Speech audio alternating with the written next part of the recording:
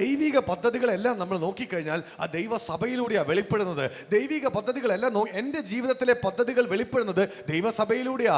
നിങ്ങളുടെ ജീവിതത്തിൽ ഹല്ലേലൂയ ദൈവം നിങ്ങളുടെ ജീവിതത്തെ അനുഗ്രഹിക്കുന്നത്, ദൈവം നിങ്ങളുടെ ജീവിതത്തെ വളർത്തുന്നത്, ദൈവം നിങ്ങളുടെ കുടുംബത്തെ മാറ്റുന്നത്, ഇതെല്ലാം സംഭവിക്കുന്നത് ദൈവസഭയുടെ ഉള്ളിലാണ്. Hallelujah hallelujah. നമ്മൾ കഴിഞ്ഞ ദിവസങ്ങളെല്ലാം നമ്മൾ കണ്ടതാണ്. എഫേസ്യർ ലേഖനം 1:23 വാക്യത്തിൽ ഇങ്ങനെ പറയുന്നു, അവന്റെ സകലത്തെയും നിറയ്ക്കുന്നവന്റെ നിറവാണ് സഭ. സകലത്തെയും നിറയ്ക്കുന്നവൻ ആരാ? യേശുക്രിസ്തു. യേശുക്രിസ്തുവിന്റെ നിറവാണ് സഭ.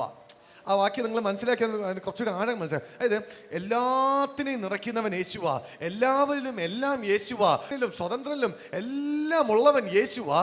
എല്ലാത്തിനെയും നിറയ്ക്കുന്ന യേശുവിൻ്റെ, അതായത് എല്ലാ മനുഷ്യരെയും നിറയ്ക്കുന്നവനാരാ? യേശുവാ. എല്ലാ സ്ഥലങ്ങളിലുമുള്ളവനാരാ? യേശുവാ. ദൈവത്തിൻ്റെ പദ്ധതി എന്താ? ഈ സകല ലോകത്തെയും യേശുവിൽ ഒന്നായി ചേർക്കുക. ഇതാണ് ദൈവത്തിൻ്റെ പദ്ധതി. എല്ലാത്തിനെയും നിറയ്ക്കുന്ന യേശുവിൻ്റെ നിറവാരാ? സഭയാ. മനസ്സിലായോ? എല്ലാത്തിനെയും നിറയ്ക്കുന്നവനാരാ? യേശുവാ. എല്ലാത്തിനെയും നിറയ്ക്കുന്ന യേശുവിൻ്റെ നിറവ് എന്താ? സഭയാ. അതായത് church is the fullness of him who fills everything. ഒന്ന് വായിക്കാം, എഫേസ്യർ 1:23.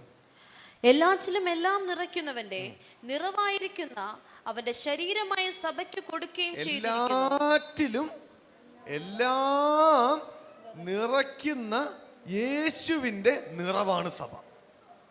അതായത് യേശുവിൻ്റെ പൂർണ്ണത എവിടെയാ ലോകത്ത് വെളിപ്പെടുന്നത്? സഭയിലാണ്. നിങ്ങൾ അതിൻ്റെ ഇത് മനസ്സിലായോ? യേശുവിൻ്റെ പൂർണ്ണത വെളിപ്പെടുന്നത് എവിടെയാ? സഭയിലാണ്.